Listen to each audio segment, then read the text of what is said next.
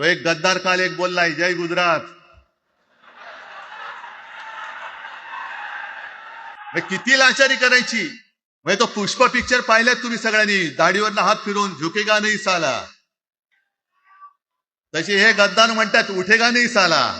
कुछ भी बोलो उठेगा ही नाही. अरे कसं उठणार. आहे का तुझ्याकडे उठण्यासारखं. म्हणजे विचार मी म्हणतोय.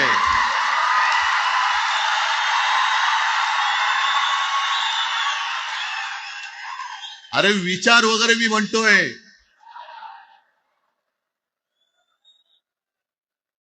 हिंदी भाषेच्या सक्तीला विरोध न करणारा बाळासाहेबांच्या विचाराचा पाईक असू शकेल.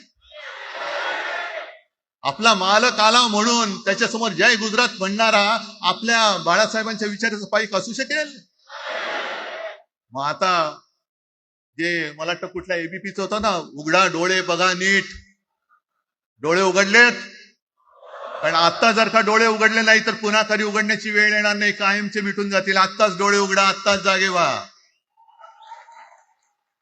आणि आता आलेली जाग जर का जाणार असेल तर मग मात्र स्वतःला मराठी आईची मुलं म्हणू नका, अजिबात म्हणू नका. आणि शिवसेना प्रमुखांनी जे काही शिकवलं, एक तर कोणावर अन्याय करू नका, पण तुमच्या अंगावर जर का कोणी हात उगारला तो हात जागेवरती ठेवू नका. अशीच अपडेट पाहत रहा शिवकन्या न्यूजवर.